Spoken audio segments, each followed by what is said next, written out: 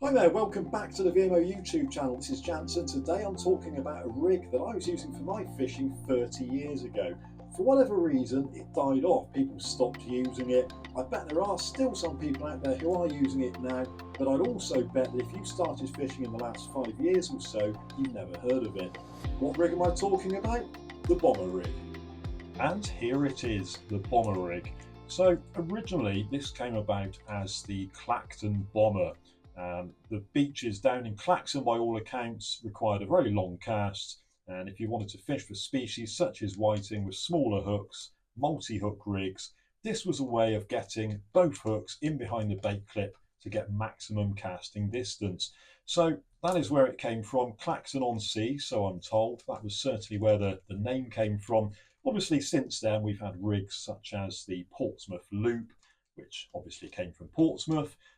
That enabled you to get two baits very close to each other onto separate bait clips, utilising a cascade swivel. You'll note on this rig, we don't have any cascade swivels. We've just got a swivel for each snood. And I'll get into the rig now and we'll take a closer look at it. So this was tied this morning from memory, and back in the early 1990s on the Bristol Channel, this was a really popular rig for match anglers.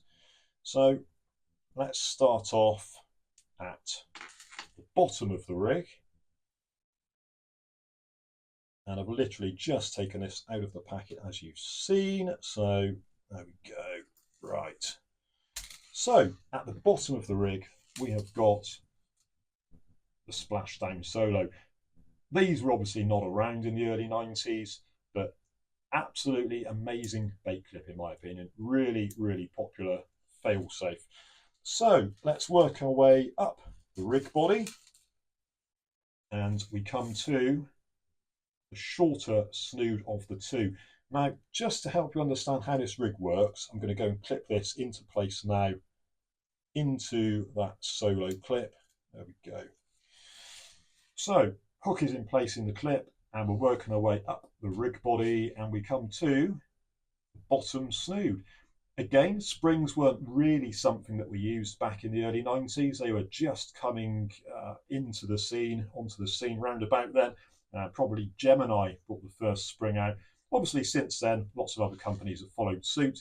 This is a Seadra rig spring, and it's been cut in half. So half a Seadra rig spring there. Mini crimp, spring, bead, small swivel, bead, crimp. Now, I know in the past some people have commented on these videos saying you shouldn't use crimps, they damage the line.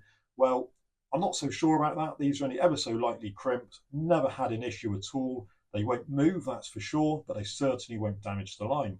So that's our bottom hook clipped into place. Now, if I work my way up the rig body, we come to the top snood. So with most variations of a multi-hook clip down rig nowadays, this top hook is going to clip down to the cascade swivel of the bottom hook. But with this bomber, with this Clacton bomber, I'm going to slide all the way down, and you'll see that our top hook also clips in alongside the bottom hook. So let's get that in there now.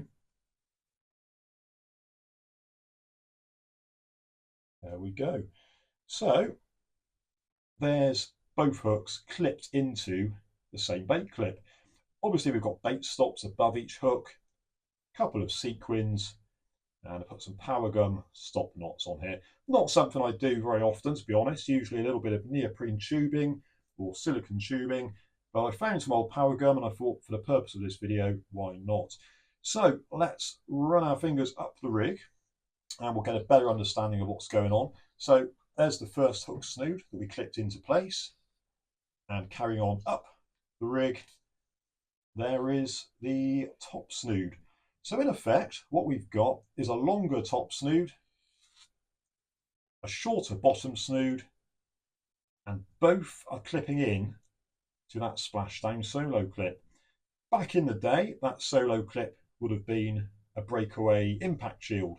You don't really see those getting used nowadays, but they were very popular back then. They were very effective, and they probably still are. So there we go. Both hooks clipped into the solo. We've got a short trace, and then we've got a longer trace overlapping the short one.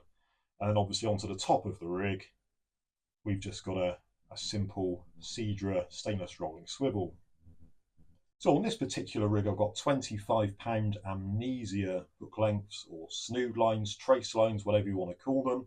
And then on the end of there, I've got a pair of size 2 Camazan B940s.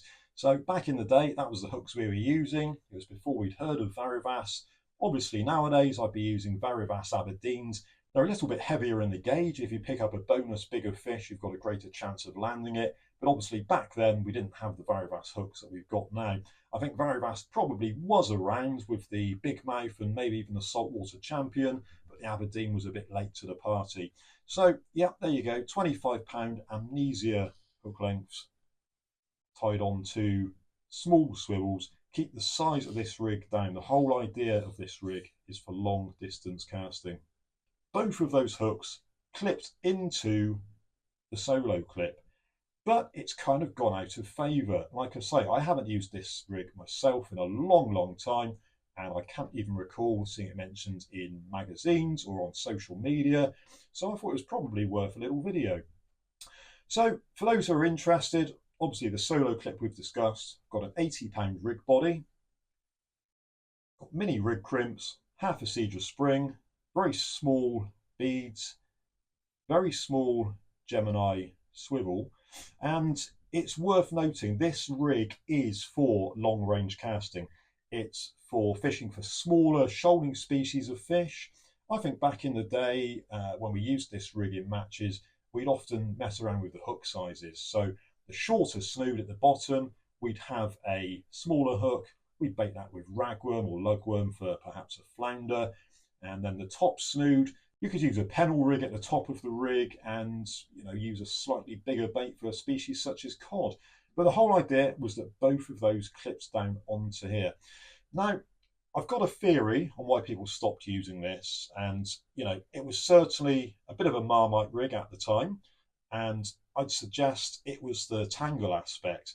Now, obviously, with overlapping snoods like this, there is the potential for tangling, admittedly, but the key is to use it in tide. If you're not using the rig in tide and it falls slack, that's when you're going to have tangles. The tide will actually open the rig out and prevent it from tangling. So there you go. That is the Bomber rig, or to give it its full name, the Clacton Bomber. Quite an easy rig to tie up. Nice and neat, streamlined rig, small components, easy, or certainly, gives you the potential to cast it a long way. Worth a look anyway, in my opinion, and I'm going to give this one a go over the next few weeks and see how it goes. So there you go, that was a tackle talk on the Bomber rig, or to give it its full name, the Clacton Bomber, a rig which has been seemingly forgotten about anyway. Well, I hope you found this video useful and you enjoyed it. If you did, please consider subscribing to the channel, and I'll catch you on the next one.